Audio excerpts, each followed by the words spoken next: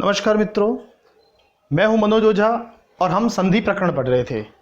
संस्कृत में संधि प्रकरण बहुत ही सरल विषय माना जाता है, लेकिन न जाने क्यों विद्यार्थियों को यह बहुत ही कठिन लगता है। लेकिन संधि में हम 4 संधियों की बात कर चुके हैं, जो स्वर संधि के 4 भेद हैं: दीर्घ संधि, गुण संधि, वृद्धि संधि और यण संधि। आज हम पढ़ने वाले हैं अयादी संधि के बारे में। वैसे अगर आपने अभी तक इस चैनल को सब्सक्राइब नहीं किया है तो पहले जल्दी से जल्दी इसको सब्सक्राइब कर ले और अधिक से अधिक विद्यार्थियों तक इसको शेयर भी करें, ताकि ज़्यादा विद्यार्थियों को इसका लाभ मिल सके।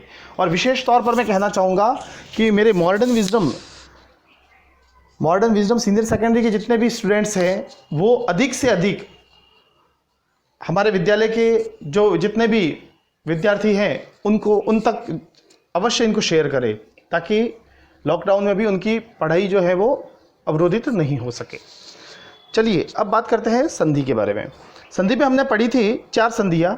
एक बार उनको एकदम सरल तरीके से उनका वापस रिवीजन कर लेते हैं, क्योंकि जब तक वो समझ में नहीं आएगी तब तक अयादी संधि समझ में आना थोड़ा सा मुश्किल हो जाएगा, ऐसा मेरा मानना है। चलिए अब बिना समय व्यर्थ गवाए हम शुरू करते हैं।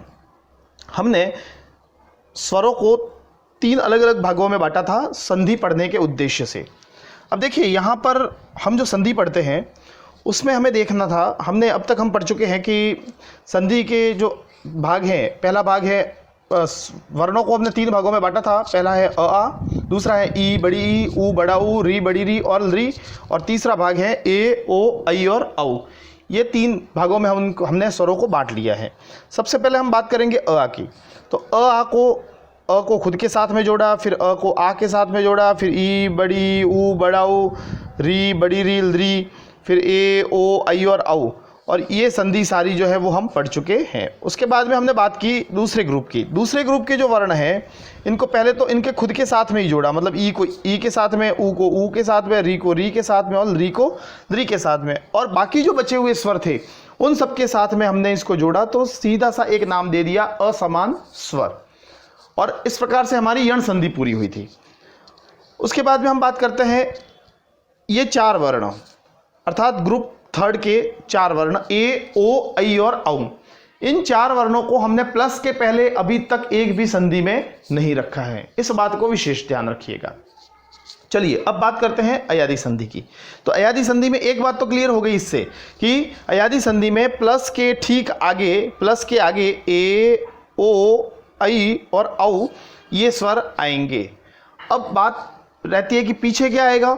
तो स्वर संधि जो है उसमें अयादी एक ऐसी संधि है जिसमें कोई भी स्वर पीछे आए, अर्थात ए ओ ऐ और औ, इसके बाद कोई भी स्वर आए।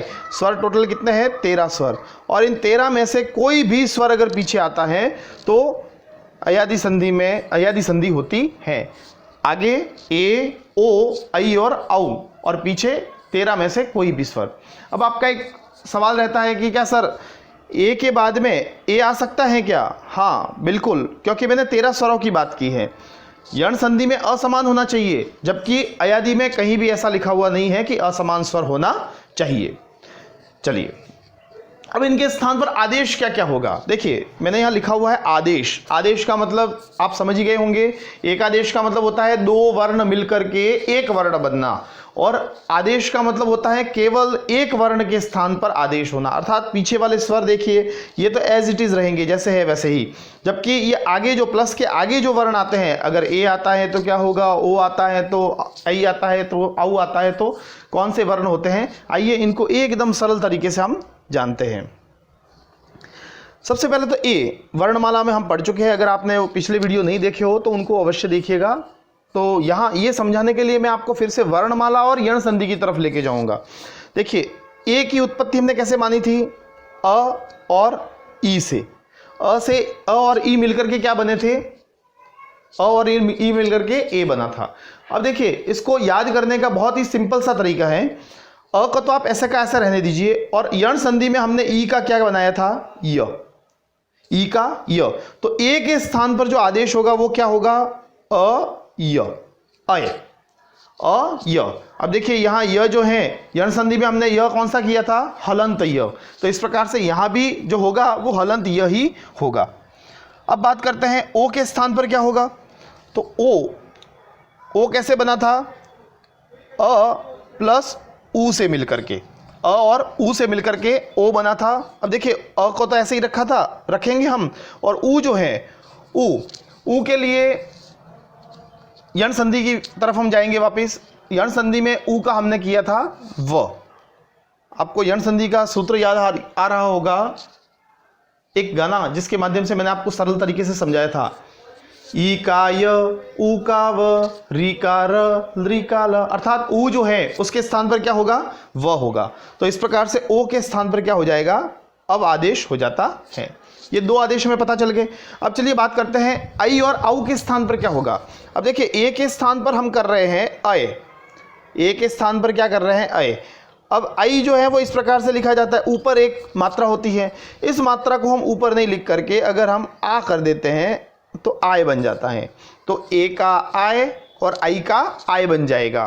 तो ए के स्थान पर तो होगा आय और आई के स्थान पर होगा, सॉरी, ए के स्थान पर होगा आय और आई के स्थान पर होगा आय। ध्यान रहे पीछे वाला वर्ण जो है वो हलंत ही रहता है। उसके बाद में बात करेंगे हम ओ की।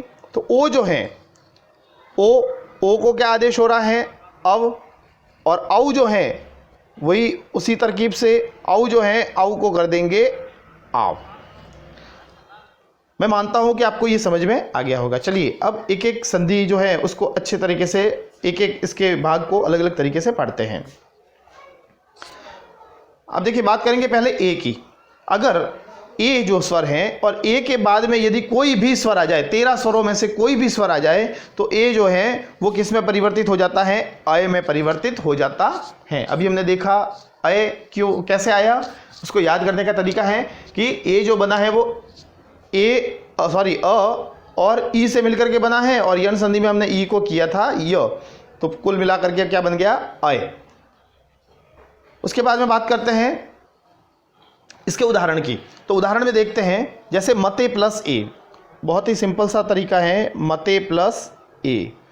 अब देखिए आपके मन में जो प्रश्न था कि क्या ए के बाद ए आएगा तो भी संधि हो सकती है, बिल्कुल हो सकती है। और देखो यही मैंने एग्जाम्पल लिया है, सबसे पहला एग्जाम्पल समझाने के दृष्टिकोण से मैंने यही लिया है।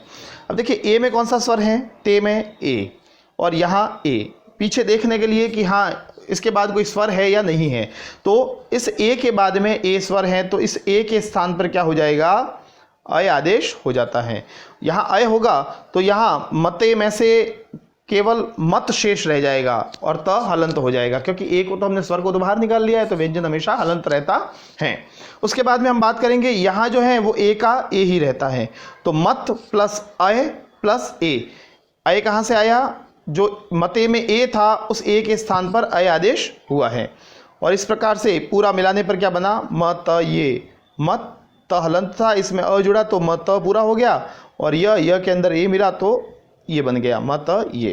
ध्यान रहे ए जो है उसके खुद के ऊपर एक भी मात्रा नहीं होती, लेकिन ये जब किसी भी व्यंजन के साथ जुड़ेगा तो एक मात्रा देगा।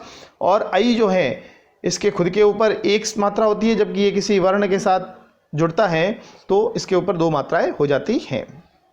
चलिए अन्य महत्वपूर्ण एग्जाम्पल की बात करें, कवये, तो कवे प्लस ए, कवये, कवे प्लस ए। अब देखिए इसकी पहचान कैसे होगी। जैसे हमने यण संधि के अंदर पढ़ा था कि जब भी हम यण संधि की पहचान कर रहे होते हैं तब हमें क्या ध्यान रखना है कि य आदि जो होता है उसके ठीक पहले, य आदि जो हमने किया था उसके ठीक पहले कोई ना कोई आधा वर्ण होगा, आधा वर्ण होगा अथवा तो कुछ भी नहीं होगा। तो यहाँ जो है, यहाँ हमेशा इसके आगे वाला जो वर्ण होगा अय जो है, अय किसी ना किसी आधे वर्ण, आधा व्यंजन होगा उस व्यंजन के अंदर साथ जुड़ जाता है, क्योंकि ये जो एक ही मात्रा जो है वो किसी ना किसी व्यंजन के साथ जुड़ी हुई होगी, और फिर से उसके स्थान पर अय होने के कारण आगे वाला वर्ण पूरा होगा और पीछे य होगा। मतलब अय या आय, अव या आव, इस प्रकार की हमें ध्वनि सुनने को मिलेगी। जैसे हम कवये को शांति से बोलते हैं एकदम स्पष्टता से, क व ये व ये, तो यहां से हमें अय की ध्वनि सुनाई देती है। अये पीछे ये सुनाई दे रहा है, तो कवये, कवे प्लस ए। फिर देखते हैं मुने प्लस ए, मुनये, हरे प्लस ए, हरये। नयनम का क्या होगा, ने प्लस अनम। शयनम शे प्लस अनम, चयनम चे प्लस अनम, जयः जे प्लस अयः, और अयः का होगा ए प्लस अह अर्थात अयः। चलिए अब बात करते हैं इसके दूसरे प्रकार की। दूसरा प्रकार क्या होगा इसमें, ओ जो है ओ के बाद में यदि कोई भी स्वर आ जाता है तो ओ के स्थान पर अव आदेश हो जाता है। ओ के बाद कोई भी स्वर आए, कोई भी स्वर अर्थात टोटल स्वर कितने हैं 13, इन 13 में से कोई भी स्वर आता है तो ओ के स्थान पर अव आदेश हो जाता है। जैसे एग्जाम्पल के माध्यम से समझेंगे इसको, जैसे पो प्लस अनहा, पो प्लस अनहा, पो में ओ है, ओ के स्थान पर अव आदेश होगा, प केवल प शेष रहेगा और यहाँ अनह पूरा, फिर पूरे को मिलाएंगे तो प प्लस प हलंत हो जाएगा, प प्लस अव प्लस अनह बराबर पवनः, ये रूप बनता है। आइए दूसरे एग्जाम्पल की बात करें। भवनम भो प्लस अनम, पवित्रः पो प्लस इत्रः, विष्णवे विष्णो प्लस ए, भवति भो प्लस इति, गुरवे गुरो प्लस ए, साधवे साधो प्लस ए, श्रवणम श्रो प्लस अनम और लवणम लो प्लस अनम। अब बढ़ते हैं तीसरे प्रकार की तरफ, अयादि संधि का। आई के बाद यदि कोई भी स्वर हो तो आई के स्थान पर आय आदेश हो जाता है। क्या आदेश हो जाएगा, आय आदेश हो जाता है। अब देखिए उदाहरण देखते हैं, तो गई प्लस अकह, गई में आई है, आई को बाहर निकाला और आई के स्थान पर हमने कर दिया आय, आई के स्थान पर क्या कर दिया आय। अब आई बाहर निकालने से पीछे क्या शेष रहा, ग हलंत, और फिर आय और उसके बाद में हमने लिखा अकह, और कुल मिलाकर के पूरे को अगर हमने जोड़ा तो इससे क्या बना, गायकः। दूसरे और महत्वपूर्ण एग्जाम्पल देखते हैं। दायकः दई प्लस अकह, नायकः नई प्लस अकह, परिचायकः परिचय प्लस अकह, शायकः शई प्लस अकह, गायनम गई प्लस अनम और गायिका गई प्लस इका। अब चलिए बढ़ते हैं इसके चौथे प्रकार की तरफ, औ प्लस स्वर। औ प्लस स्वर, औ के बाद में अगर स्वर आता है तो औ के स्थान पर आव आदेश हो जाता है, औ के स्थान पर आव आदेश हो जाता है और इसी का नाम है अयादि संधि। अब देखिए इसको उदाहरण के माध्यम से समझेंगे। पौ प्लस अकह, पौ में औ है और औ जो है औ के स्थान पर हो जाता है आव, पौ में औ है और औ के स्थान पर क्या हो जाता है आव। अब देखिए यहाँ प शेष रहा और पीछे अकह, पूरे को मिलाया तो प के अंदर आ जुड़ गया तो पा, व के अंदर अ जुड़ गया तो व, और फिर कह, पा व कह रूप सिद्ध होता है। और महत्वपूर्ण एग्जाम्पल देखते हैं। एतावपि एतो प्लस अपि, द्वावेव द्वौ प्लस एव, बालकावपि बालको प्लस अपि, पावनः पौ प्लस अनः, भावुकः बहु प्लस उकः, नाविकः नौ प्लस इकः, तावीश्वरौ तौ प्लस ईश्वरौ, वृक्षाविह वृक्षौ प्लस इह। इस प्रकार से हमारी ये अयादि संधि भी पूरी होती है। स्वर संधियों में जो मुख्य 5 संधि के भेद माने जाते हैं, दीर्घ, गुण, वृद्धि, यण और अयादि, तो इस प्रकार से हम 5 संधियों के भेद पढ़ चुके हैं और ये पांचों भेद बहुत ज़्यादा एग्जाम के दृष्टिकोण से बहुत ज़्यादा महत्वपूर्ण है। उम्मीद करता हूं कि ये पांचों भेद जो हैं वो आपको समझ में आ गए होंगे। अगर आपको ये पांचों भेद समझ में नहीं आए हैं तो बार बार वीडियो को देखिए, क्योंकि ये वीडियोस जो हैं वो बिल्कुल निःशुल्क हैं और आप इनको आराम से कितनी बार भी देख सकते हैं। तो बिल्कुल इसको देखिएगा। और आगे जो हम संधियाँ लेकर के आएंगे वो स्वर संधि के 2 भाग, पूर्व रूप और पररूप के भाग होंगे, पूर्व रूप संधि और पररूप संधि। आइए मिलते हैं एक नए वीडियो के साथ। जय हिंद, जय भारत, जय श्री कृष्ण।